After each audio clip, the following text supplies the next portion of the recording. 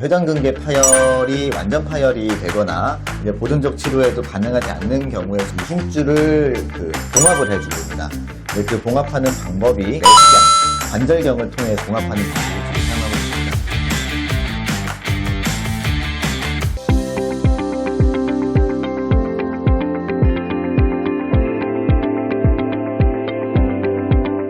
네, 안녕하십니까. 저는 더자인병원 정형외과 전문의 이진호입니다. 정형외과 내에서 세부 전공으로 어깨, 팔꿈치, 손이나 손목 같은 상지를 주로 담당하고 있고요. 그 외에 스포츠 손상 같은 것도 담당을 하고 있습니다. 어깨 환자의 경우에 이제 환자분들이 호소하는 증상들이 여러 가지가 있는데 가장 흔하게는 어깨 통증이 있을 수가 있고요. 아니면은 어깨에 힘이 빠지는 증상이라든가 어깨 불안정성, 아니면은 이제 관절 운동 범위가 잘 안 나오는 경우, 그런 식으로 평소에 증상을 많이 호소하시고는 합니다. 근데 이제 그 증상에 따라서 이제 환자분의 질환이 어떤 건지 이제 증상과 엑스레이나 아니면 MRI 같은 영상 검사를 통해서, 그리고 제가 환자분의 상태를 보는 신체 검사나 이런 걸 통해서 이제 진단이 이루어지게 되고, 가장 흔하게 볼 수 있는 거는 흔히 오십견이라고 많이 얘기하는 증상이 있을 수도 있고요. 아니면은 어깨 힘줄에 회전근개라는 힘줄에 손상이 있는 경우나 어깨가 빠지는 경우, 그런 것들을 볼 수가 있습니다. 어떤 질환이냐에 따라서 그 치료가 달라지게 되는데, 가장 간단하게는 약을 먹거나 아니면은 일반 물리치료를 하거나 상황에 따라서 조금 통증을 유발하는 자세 같은 걸 좀 쉬어주는 경우, 이런 것들이 있을 수가 있고요. 오십견 같은 경우에는 스트레칭 같은 거를 같이 하거나 집에서 이제 좀 뭉친 근육이나 이런 걸 좀 풀어주는 경우도 있습니다.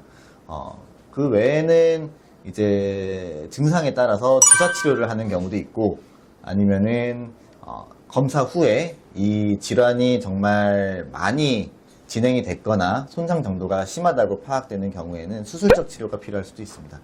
수술을 하는 이제 적응증, 인디케이션은 질환에 따라서 많이 달라지게 되고, 환자분의 건강 상태나 질병의 정도, 그리고 이 의사들의 성향에 따라서 또 여기 다르게 됩니다. 그래서 결론적으로는 환자 의사 충분한 얘기를 통해서 해야 되고, 질환이 여러 개가 있는데 가장 대표적으로 회전근개 파열을 예로 들겠습니다. 이제 회전근개 파열이 완전 파열이 되거나 이제 보존적 치료에도 가능하지 않는 경우에 수술을 결정하게 되는데, 이게 회전근개라는 게 힘줄이고, 힘줄이 봉합할 수 있을 정도로 이제 힘줄의 상태가 괜찮거나 파열 정도가 크지 않을 경우에는 이 힘줄을 봉합을 해주게 됩니다. 근데 그 봉합하는 방법이 요새는 내시경, 관절경을 통해서 이제 봉합하는 방법을 주로 사용하고 있습니다. 근데 이제 회전근개 힘줄이 너무 광범위한 파열이 되거나 이제 꼬맬 수 없을 경우에는 회전근개 힘줄을 꼬맬 수가 없고 인공관절, 역행성 인공관절 치환술을 시행할 수도 있습니다. 어깨 자세, 평소에 이제 힘을 다른 자세라고 얘기하는 그런 자세를 하는 게 좋은데, 이제 가슴을 펴고 이제 견갑골을 약간 모아주는 형식으로 해서 힘을 주는 게 좋고요. 이제 목까지 뒤로 빼면서 앉음키 되는 듯한 이런 자세를 평소에 유지하는 게 좋다고 생각합니다.